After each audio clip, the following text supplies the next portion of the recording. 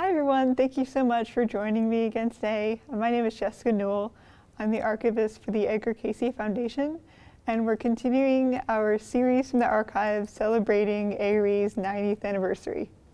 So last week, we shared a post here on Facebook from our collection from the 1930s. So the list of people that were at the meeting beginning the A.R.E. in 1931. So this week, we're moving forward a decade into the 1940s, and I'll be sharing a really interesting document that we have from that era and how it ties in to our celebration of A.R.E.'s history. So we have a great collection of publications, everything that the A.R.E. has done from 1931 until the present day. And so we have a report from the dedication of the first offices and archive. I'm going to share with you a photograph that we have from 1940. Now this is Edgar Cayce's home on Arctic Crescent. Between the closing of the Cayce Hospital and the dedication, they rented several different homes around the beach, and in the early 30s settled on this house. Now on September 29th, 1940, they dedicated a whole new wing onto the house. Now if you see here on the left, that low rectangular building, that is the new archive and new offices, because up until that point, they had been keeping the readings, in boxes all over the house wherever they could find room. And you had the Cayce family, you had Gladys Davis working there, all of their staff all crowded into the house together. And with visitors coming and going all the time. So they needed a dedicated workspace. So if we go to the next image I have here, this is actually a plan of the house dating a few years later, in 1944.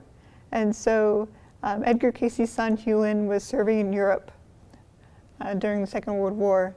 And this was drawn by his new friend Von Shelton, who actually came to work for A.R.E. after the war. And this is their plan for what they envisioned the headquarters to be. That rectangular portion on the right, that is the house and the new offices that we're talking about today. You have the library there, office for Gladys Davis and for Harmon Brough. All the records would be held in the top right-hand corner. And then they also had a reading room where they could invite researchers to use the readings. And so this was a plan before that they knew that they were able to buy back the hospital building. So this whole left side was never built. This is just one option that they were thinking about. Now, on September 29th, 1940, they had the dedication. They had a big group of people come out, study group members, local people, family, friends. And so we're lucky enough to have a booklet that they published and sent out to the membership. And it tells you, who was there, who gave all the remarks, transcripts of everyone's speeches. So it's a really great thing to have. So we know that Noah Miller, the president of the association, presided over the whole thing. This is Noah on the far left of that photograph, also study group member. And so they opened this dedication with a period of meditation led by Florence Edmonds, seen here, a picture of Gladys, a few years later, around 1947. And so Florence led everyone in meditation, and then Noah gave some opening remarks. He says that this is a happy occasion for all of us.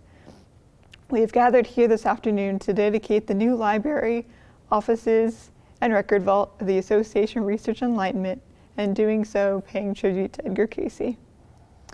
And it's really interesting that they did a very brief ceremony as part of the dedication.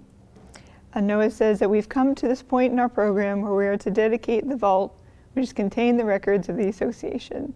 So what they did is they took a collection of readings One was the first reading in the whole collection, the earliest reading that they had from 1911. They also had a reading, one of the work readings as well. And then they had the most recent reading that they had done just the day before. So they symbolically presented all of those to Gladys, and she went and placed them in the new vault.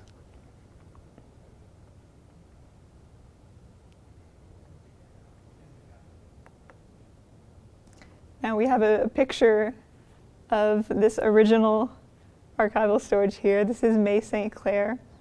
And all of the readings are in that bank of file cabinets, and there are file cabinets on the other side of the room as well. And all of those binders that you see there are all the original extracts and research reports that they had been doing all the way up until this point. So you see here, that's the first stage of this research program that they were creating. May St. Clair would actually head the readings research department later on. And we know after we had that symbolic presentation of the readings, Thomas Segru, Edgar Cayce's biographer, gave some remarks. He gave 10 pages of speech, a very eloquent speech talking about, the purpose of this dedication and the future work of the association that they were all working together to move forward with. And so after Tom was done, Edgar Cayce came up and gave the closing remarks. And he said, "There's only one thing I want to say, that is to thank you." And he shared an interesting story as well. So Edgar was saying one of the carpenters that was actually working on this new edition, he said, "Well, Mr. Cayce, I've heard about you. I've heard a lot of people say a lot of things about you, but I don't think I've ever met a man just like you. I don't know what it is that's different, but there's something." And Edgar noted that when all the construction was finished, that carpenter actually came back, and the first set of books to be put in the new library was donated by this man as well. So we knew that they were having more of an impact in the community than they thought they were. And so, Edgar ended the dedication with a word of prayer, and they got on with the work that they needed to do. And so, we've got lovely photographs of the day itself, everyone that was present, and also the publications that, came out of that.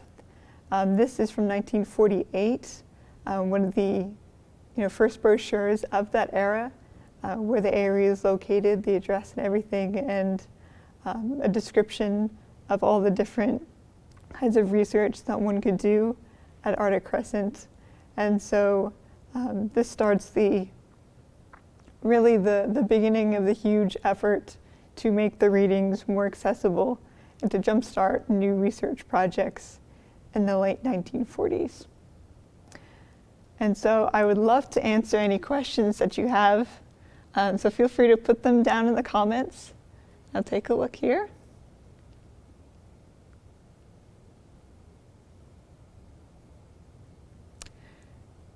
Yes, Melody, they are fireproof. One of the first projects that I worked on when I came to be the archivist at ECF is we put in a fire suppression system, which archives, all of the world do. So there's a special gas that is that can be deployed through nozzles, and it doesn't hurt paper. So it's so much better than having, your traditional sprinkler system. So if there were to be a fire in the archive, it would be taken care of 10 seconds or less, and there would be no damage to the material. We also put in shelving units as well, that they're in these bays, and they're all enclosed as well, so we have another added layer of protection.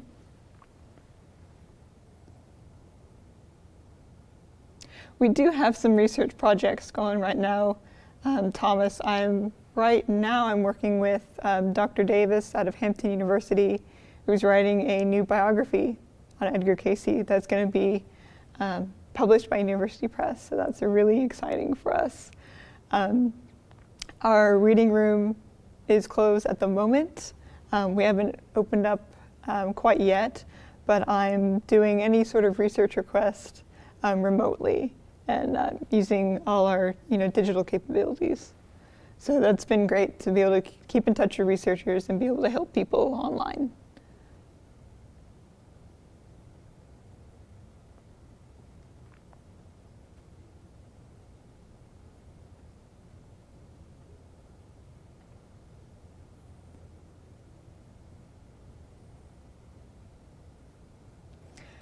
I've seen a question, have you ever come across readings that were lost? I've actually found 2 readings in the archive while I've been here that we didn't know we had. One was with some of the records from Edgar Cayce's oil venture days from the early 1920s. They're kind of stuck together with some correspondence. And then I actually found another reading that was in one of Hewlin Cayce's boxes as well, one of the unprocessed collections that are now processed. So that was, very exciting to find, and we were able to add them and properly catalog them in the collection.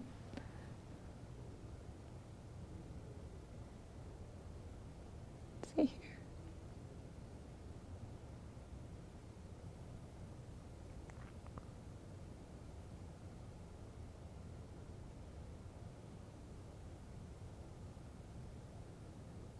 Is there any other questions anyone has?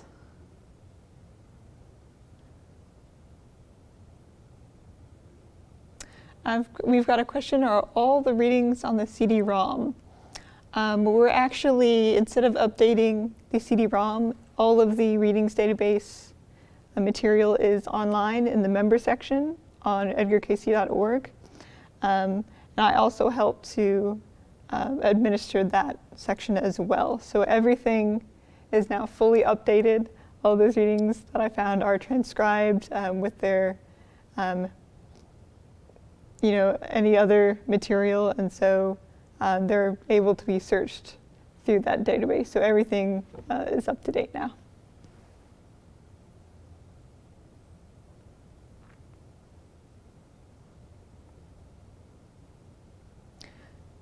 Thank you all so much for joining me this week. I'll be bringing you more exciting material from the archives throughout the decades in the coming weeks.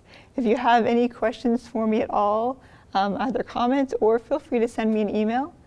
You'll be able to find contact info for the archive on edgarcaycefoundation.org, as well as seeing all of the progress on the inventory that we've been doing since 2018. So we're in the planning stages on all our digital offerings, but right now you can actually go in our catalog and be able to see everything that is in the archive that has been inventoried up to this point. So you can get a better idea of the really variety and wealth of collections that we have in the archive. So thank you all so much, and I'll see you next time.